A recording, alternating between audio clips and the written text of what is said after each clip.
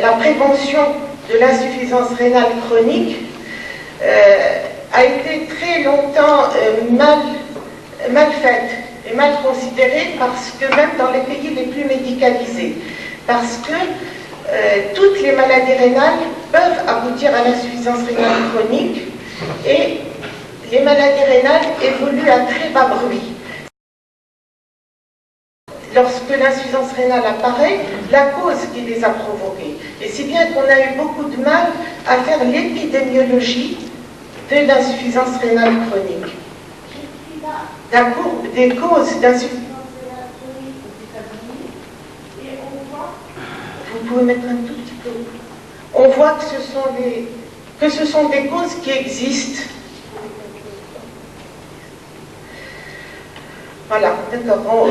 Ce sont des causes qui existent également chez nous, ce sont les mêmes causes, à savoir les glomérulonéphrite, le diabète, qui est en nette évolution, comme vient de le souligner le professeur Zaid, mais aux États-Unis, il constitue plus de 80% des causes d'insuffisance rénale, et il est en croissance permanente chaque année. Par contre, ce qui est la première cause chez nous, c'est ce qu'on appelle les glomérulonéphrite aiguës. Les glomérulonéphrite, c'est une cause qui n'est pas très importante aux États-Unis. Elle est dépassée par l'hypertension et le diabète, mais nous sommes en train de croiser la courbe nous aussi. C'est-à-dire que les glomérulopathies ont tendance à diminuer en faveur du diabète et de l'hypertension artérielle, ce qui accompagne en général le vieillissement de la population.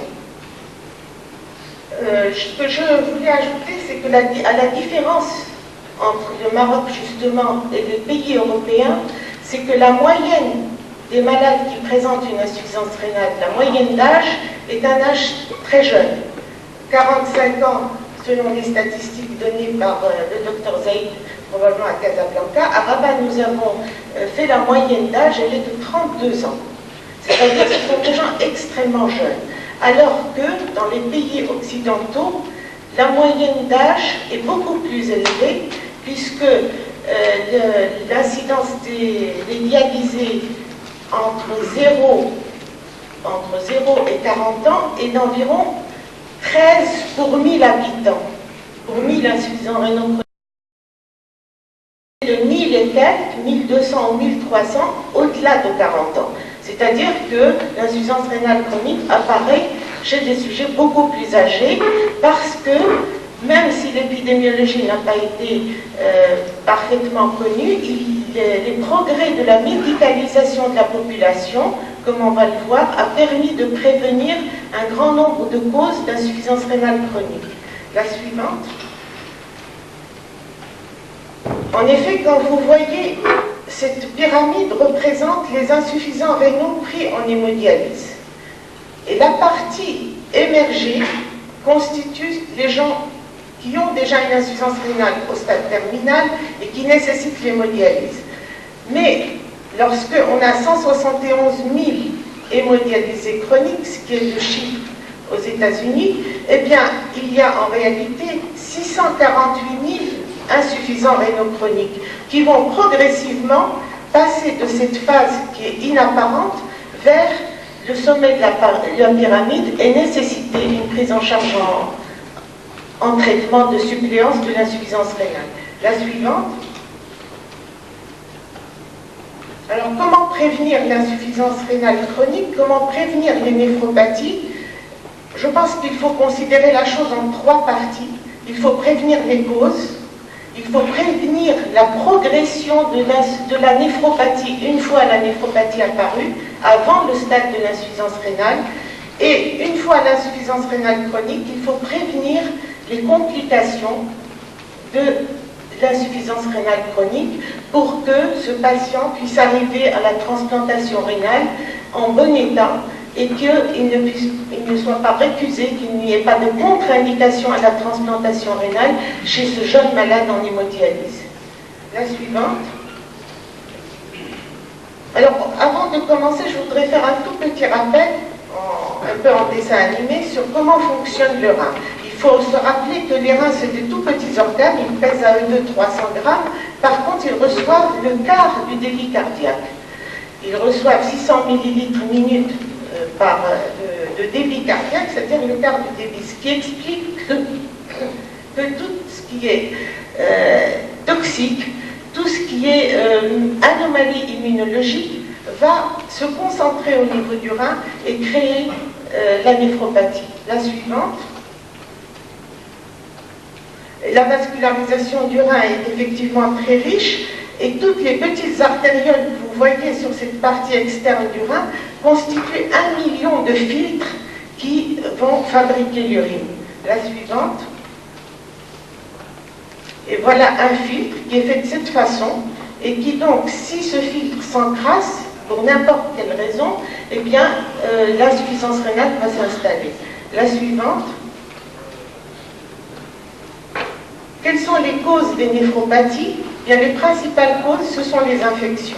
C'est une des causes les plus importantes, les plus anciennement connues. Toutes les infections, par le biais de conflits immunologiques, peuvent aboutir à des néphropathies. Et aussi bien des voies aériennes, des infections cutanées, digestives ou autres.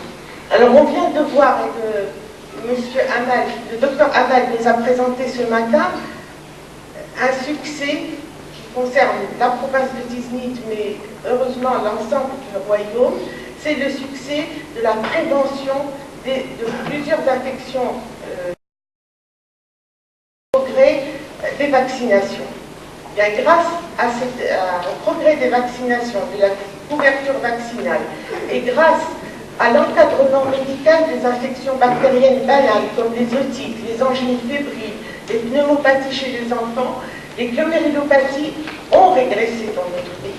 Et je me rappelle qu'une forme qui était extrêmement sévère de glomérulonéphrite, qui est la glomérulonéphrite membrano-proliférative, il y a 20 ans, était la première cause d'insuffisance rénale au Maroc. Actuellement, cette forme de glomérulonéphrite a pratiquement disparu et nous n'en voyons heureusement presque plus. Et sa cause est essentiellement une cause infectieuse. Par contre, il est quelque chose qui reste malheureusement fréquent et s'il n'a pas régressé, s'il n'augmente pas, n'a pas régressé, c'est la tuberculose. La tuberculose est responsable de néphropathie, non seulement parce que la tuberculose peut atteindre le rein et donner des tuberculoses urogénitales et détruire le rein, mais aussi par le biais des amyloses rénales, qui restent une cause relativement fréquente de néphropathie chez nous et qui atteignent non seulement les sujets âgés, mais même les très jeunes. Et pour des tuberculoses qui sont souvent des tuberculoses peu destructrices, comme les adénopathies tuberculeuses, les péritonites tuberculeuses, et même lorsque la tuberculose a été plus ou moins bien traitée, mais a été traitée, quelques années après, on découvre une amylose rénale qui, elle, irréversiblement va. Donc la prévention de la tuberculose entraînerait et permettrait aussi la régression d'une cause importante de néphropathie. Hépatique, je l'ai mise à part en dehors des digestifs parce que les hépatites, aussi bien l'hépatite B que l'hépatite C, contribuent à donner des glomérulopathies qui sont responsables aussi d'insuffisance rénale chronique. Et dans le programme de vaccination, on aurait souhaité voir apparaître la vaccination contre l'hépatite B, qui dans le monde occidental est en train de disparaître.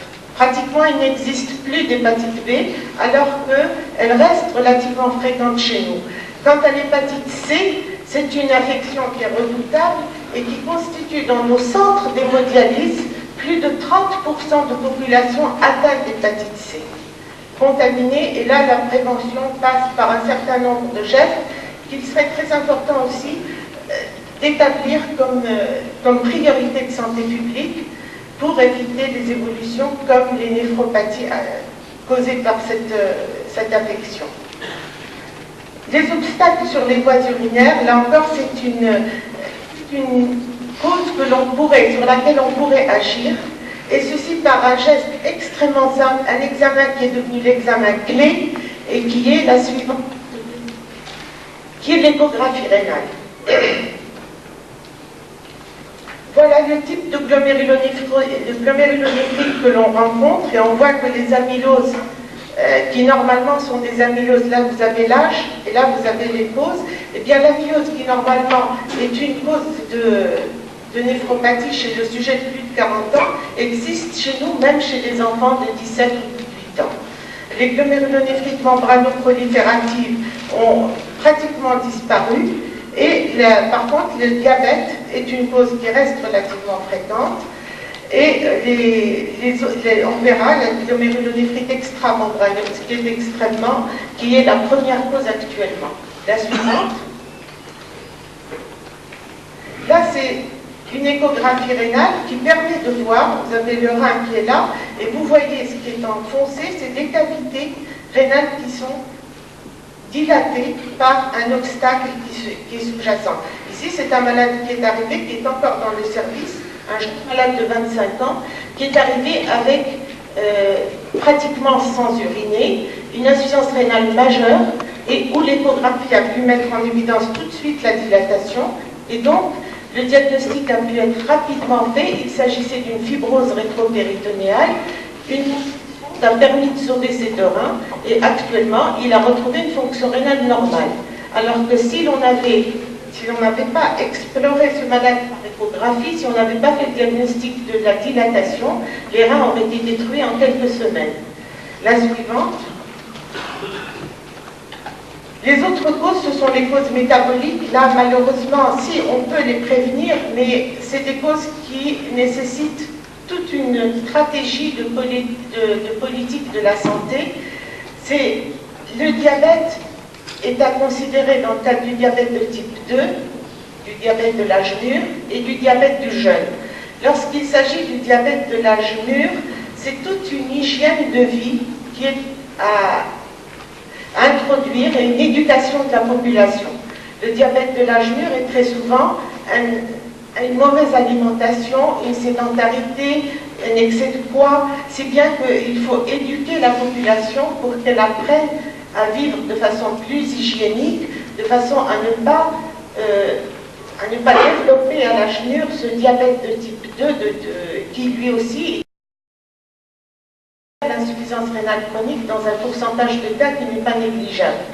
Si c'est la maladie actuellement la plus développée aux États-Unis, c'est surtout à cause de leur déséquilibre alimentaire. Et dans le même cadre, c'est l'hyperuricémie et l'hyperlipémie. Diabète, hyperuricémie, hyperlipémie contribuent à détruire le rein.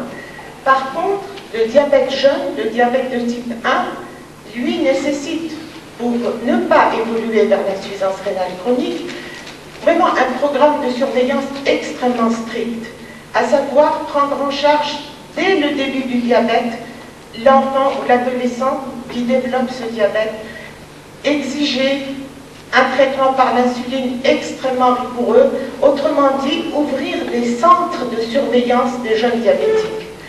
Et en même temps, faire ce que l'on appelle une recherche qui actuellement a prouvé son bénéfice et son efficacité, c'est la recherche dans les urines de microalbuminurie. C'est une recherche par méthode de radioimmunoessai qui consiste à rechercher des doses très faibles d'albumine dans les urines, et lorsque on trouve chez un jeune diabétique cette microalbuminurie, cela veut dire que ce diabétique, si on ne fait rien, va évoluer vers l'insuffisance rénale terminale dans les 5 à 10 ans qui suivent cette découverte. Or, l'intérêt de cette microalbuminurie, c'est qu'elle est réversible. Si ce jeune diabétique est pris en charge, s'il est correctement équilibré par l'insuline et par la surveillance, s'il est bien éduqué, s'il est traité pour cette microalbuminurie par des médicaments qui malheureusement coûtent cher mais qui actuellement sont bien au point, que sont les IEC, les inhibiteurs de l'enzyme de conversion, eh bien ce jeune vers l'insuffisance rénale chronique. Et on lui permettra de vivre avec ses propres reins, avec son diabète équilibré, et sans évoluer vers la destruction de ses reins.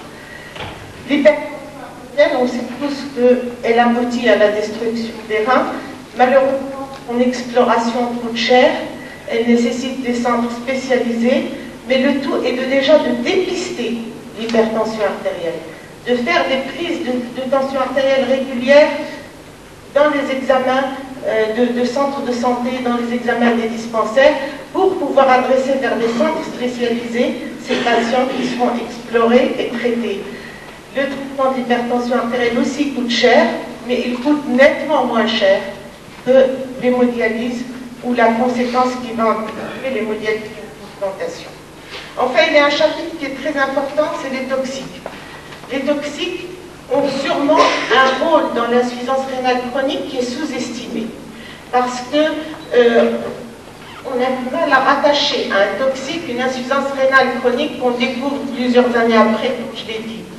Mais il est certain que plusieurs médicaments ont un rôle dans l'apparition d'insuffisance rénale, et en particulier un groupe d'antibiotiques qu'on appelle les aminosides, qui sont largement utilisés et qui, de façon certaine, donnent une insuffisance rénale par lésion du tube rénal dans 20% des cas traités pendant. Et si ce traitement dure 14 jours, ce chiffre de 20% passe à 50%. De sujets traités pendant 14 jours feront une insuffisance rénale aux aminosides. Ce qui revient à dire que ces médicaments ont une toxicité directe pour le rein et que par conséquent, il ne faut les utiliser que lorsque il n'y a pas d'autres alternatives thérapeutiques, il n'y a que eux qui sont efficaces, et il faut les utiliser durant des périodes courtes, et il faut les utiliser avec des précautions qui sont bien connues actuellement, c'est-à-dire chez un sujet qui est bien hydraté, les éviter chez le sujet âgé, parce que le sujet âgé est toujours plus sensible à la toxicité des produits que le sujet jeune, parce que son rein a vieilli et que le rein fonctionne un peu moins bien quand on a plus de 50 ans que lorsqu'on est plus jeune. Et donc il est plus sensible à tous les toxiques. De la même façon, il est des médicaments qui sont connus dans le monde entier pour leur toxicité, c'est des associations d'analgésiques. Or, les associations d'analgésiques au Maroc sont en vente libre, souvent dans les souks. Il y a une forme qui s'appelle Calmine, je ne sais pas si vous l'avez à Tiznit, mais qui est vendue en vente libre et chez laquelle on retrouve des mecs qui ont pris des kilos de calmine et qui ont détruit leur rein sans aucun contrôle médical, uniquement par une automédication. Ce médicament a été supprimé dans les pays européens, mais il commence à peine à apparaître chez nous parce qu'on ne connaissait pas, on ne faisait pas le lien entre l'insuffisance rénale et l'utilisation de calmine. Enfin, il y a des produits industriels. Et nous voyons très souvent, sans que l'on puisse formel, des malades qui travaillent avec des produits toxiques pour le rein. Tous les malades qui manipulent le plomb, tous les malades qui manipulent le cadmium, l'éthylène glycol, tout ça, ce sont des produits qui sont toxiques pour le rein et qui aboutissent à l'insuffisance rénale. Nous voyons souvent les gens qui utilisent les vernis de bois, les mécaniciens qui utilisent les batteries, qui travaillent dans les batteries de voitures et qui travaillent sans protection et qui donc finissent par aboutir à des insuffisances rénales dont il faudrait faire l'enquête épidémiologique, les statistiques, avoir une médecine de travail qui encadre les gens qui manipulent ces produits pour et leur éviter l'insuffisance rénale. Enfin, le tabac qui, aussi bien en agissant sur les vaisseaux, détruit aussi les reins, en provoquant par le biais de l'artériosclérose qu'il provoque au niveau du rein, et il est actuellement prouvé qu'un tabagique a détruit son rein beaucoup plus rapidement qu'un non-fumeur.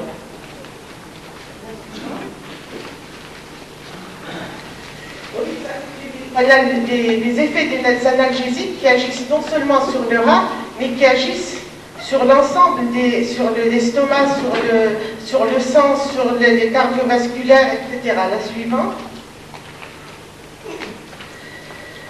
Alors, l'expérience australienne qui a beaucoup travaillé sur l'association d'analgésiques, phénacétine, aspirine, caféine, montre qu'il faut 1 à 2 kilos au total d'absorber pour qu'il y ait des suivantes. La même chose sur cette courbe. Ici, vous avez des gens qui n'ont jamais pris d'analgésique. Ici, 1 fois par semaine. Là, 1 fois par jour. Et vous voyez que lorsque ils prennent une association, le taux des gens qui détruisent, qui font des insuffisances rénales est nettement plus augmenté que ceux qui n'en ont jamais pris. Là, c'est un glomérule, et c'est pour vous montrer, c'est une néphropathie probablement au plomb, une intoxication au plomb, où l'on voit le filtre qu'on a vu tout à l'heure, à travers lequel se fabrique l'urine, mais qui est entièrement encrassé par des dépôts qui sont des anticorps contre le plomb et qui vont se déposer sur les parois du filtre et l'encrasser, et donc empêcher toute filtration et fabrication d'urine. Suivante. Je vais passer rapidement. Les explorations d'hypertension artérielle qui nécessitent l'échographie. Là, c'est une dame qui avait un rein plus petit que l'autre. La suivante. Et chez lesquelles l'artériographie va montrer une sténose de l'artère rénale. Et la dilatation de cette sténose permet la guérison de l'hypertension artérielle et en même temps la reprise d'une fonction rénale normale et va protéger son rein. La suivante. On va passer rapidement, c'est juste l'image de la sténose. L'autre rein étant normal. La suivante. Alors, une fois qu'on a prévenu les causes de néphropathie, une fois la néphropathie déclarée, il y a deux mots-clés qui sont très importants dans la prévention. Et ces deux mots-clés, c'est la protéinurie et l'hypertension artérielle. Parce que la néphropathie va rester très longtemps asymptomatique. Vous ne trouverez rien si vous ne mesurez pas l'hypertension artérielle. Or, la protéinurie est un facteur délétère, Suivante. Toute protéinurie, là c'est un schéma qui le prouve, aboutit à la fibrose. La suivante. Et la protéinurie est un cercle vicieux parce que tout rein lésé va augmenter la pression dans les capillaires musculaires, il va donc augmenter le débit de la protéinurie et il va augmenter la destruction du rein. Si bien que la protéinurie est un effet délétère, elle constitue un véritable cercle vicieux dans la destruction du rein. La suivante. Oui, là c'est des tubes qui contiennent des protéinuries qui sont entièrement détruites. La suivante. Bon, l'indicateur de la fonction rénale, c'est la créatinine plasmatique. Il faut pouvoir le mesurer relativement régulièrement chez tout malade ayant une maladie. La suivante.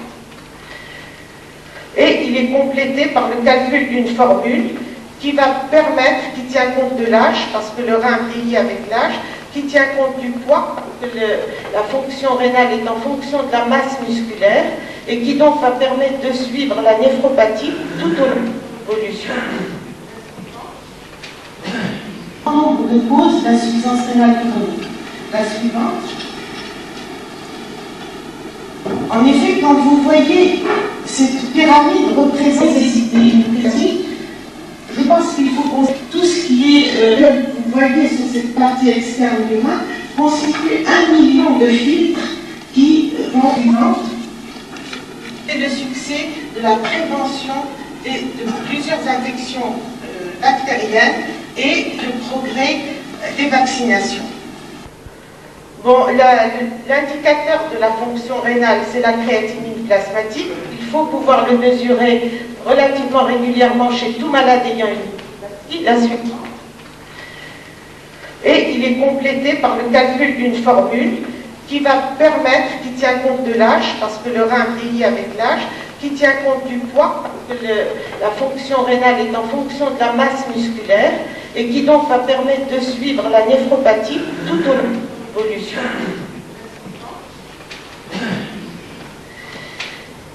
Si bien que lorsqu'une néphropathie apparaît, 3 gestes sont importants, c'est évaluer la progression de la néphropathie, détecter même les faibles variations de la filtration glomérulaire, c'est-à-dire de la fonction rénale, pour orienter les thérapeutiques et protéger au maximum ce rein qui, au lieu d'être détruit en quelques années, va pouvoir durer jusqu'à 10-20 ans avant de nécessiter une hémodialyse si jamais la surveillance est bien maintenue. Je crois que je vais m'arrêter là, simplement conclure en disant que la prévention de l'insuffisance rénale est un problème qui ne met pas en scène simplement le néphrologue, mais qui met en scène, comme j'ai essayé de le prouver tout au long de l'exposé, toute la médicalisation de la population, c'est-à-dire elle met en scène les pédiatres, les épidémiologistes, la médecine du travail, les cardiologues, l'ensemble de la population est mise à contribution pour prévenir l'insuffisance rénale. Deuxièmement, elle relève, j'irai encore plus loin, de l'hygiène et de la manière dont est faite l'eau potable est déjà un problème qui permet de prévenir l'insuffisance rénale chronique. La surveillance de l'alimentation, la surveillance de la viande, même les germes contenus dans les viandes mal conservées peuvent aboutir à certaines maladies qui sont destructrices par le rein. Si bien que prévenir l'insuffisance rénale, c'est médicaliser la population, c'est l'instruire, c'est créer une hygiène de vie qui soit de bonne qualité pour éviter l'évolution vers la destruction des reins. Et je vous remercie.